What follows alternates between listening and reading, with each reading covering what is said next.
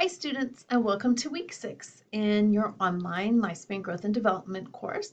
I hope you are having a great week so far. Probably the beginning of the week when you watch this, but nonetheless, I hope it is off to a great start. This week we will still be in early childhood, but last week as we looked at more the physical aspect, this week we'll look at more the social aspect. So let's take a look at your module here. So you have the PowerPoint slides for this chapter. You do have a discussion question this week, and I'll come back to that.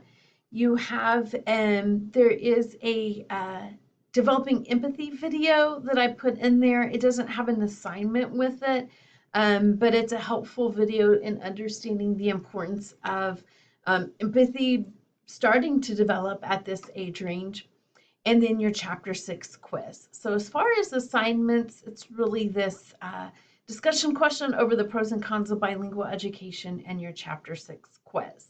As of now, I record these videos early, so they're ready to go for you. Your Piaget experiment hasn't quite been due yet, but of course, by the time you watch this, you will have completed that. So I hope that was good for you. I hope that you have a deeper understanding for what Piaget was testing with the cognitive development of this age range, and really understanding, conservation as a concept. And so this week, we're still in that same age range that Piaget did that experiment with, but hopefully you will see some of that stage in cognitive development spill over in your understanding of something like empathy or language acquisition and the benefits and drawbacks of bilingual education. So let's take a closer look at this discussion question. So you have a case study. What I want you to do first is read about Tyler and Teresa's dilemma that they have with their daughter, Gracie. She's about to go into kindergarten. Spanish is her native language. And so if you'll just or Teresa's is, if you'll just read on this, you will understand what the question is. And they're trying to figure out if they want their daughter, Gracie, to be bilingual, to have the opportunity to do a bilingual classroom. So you are going to give Tyler and Teresa advice on what they should do with Gracie as it pertains to understanding the pros and the cons of bilingual. So make sure you do both. And I've given you some things to read here. So in your book, and this is going to have you bounce around just a little bit as you're kind of navigating through here, since we're in that age range. You can go back into your book and read what it says about bilingual education. I have a link to a TED Ed video, a TED Talk video that talks about bilingual education. You can kind of see, I've given you several different resources to use to pull from. So you don't have to use all of them. I have a variety of things. Maybe you find your own, which is totally fine also, but find both the benefits and the drawbacks of learning multiple languages around kindergarten age, okay? So make sure that you keep it to that age range.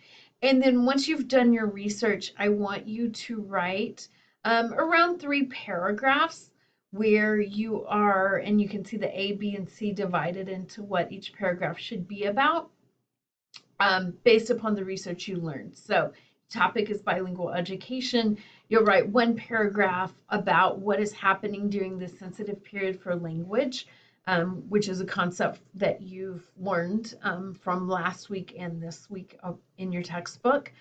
In the second paragraph, you're writing out at least 5 pros and 5 cons of bilingual education. And then your last paragraph is based upon that and everything you discovered, what would you recommend to Tyler and Teresa? So those are the 3 paragraphs. Again, please use the resources I provided, find your own. You may find something even better that is out there, and that is completely fine to do.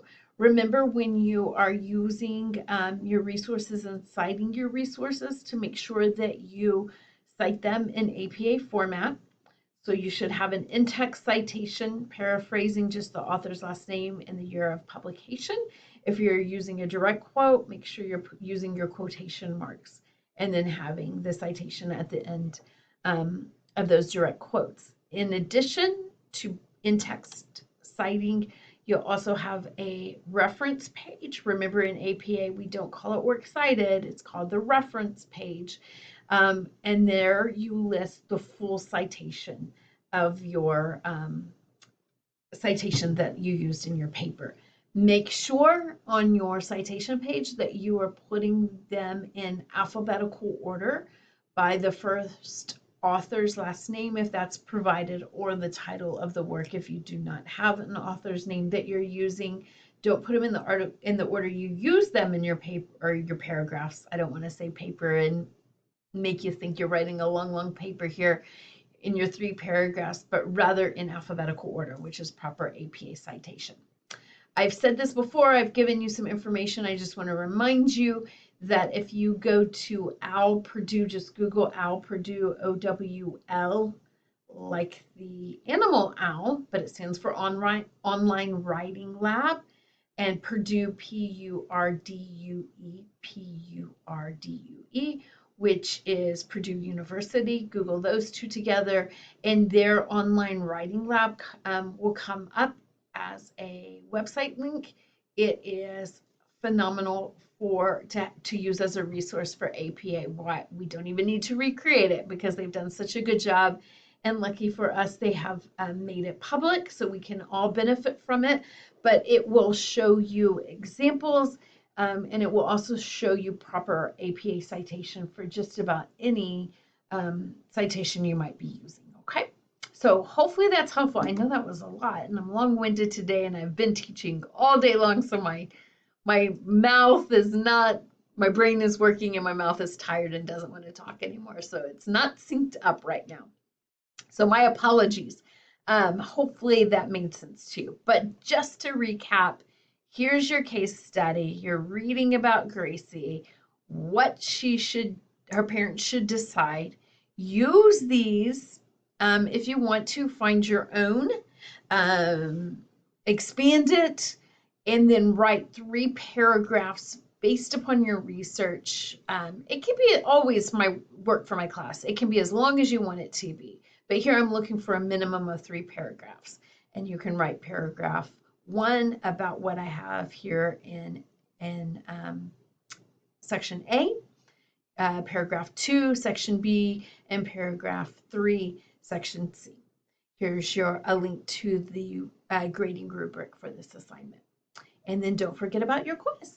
Have a great week. Please reach out to me if you have any questions whatsoever. Take care, everybody, and happy last week of September and early October.